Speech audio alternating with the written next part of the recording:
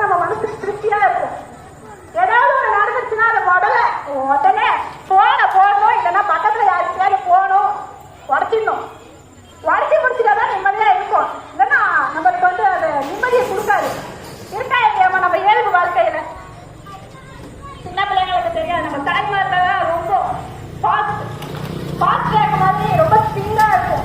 உடனே ஒரு விஷயம் அக்கம் பக்கத்துல ஒண்ணு நடந்துட்டா கூட உடனே போய் அடுத்தவங்க கிட்ட முடிச்சிடணும்.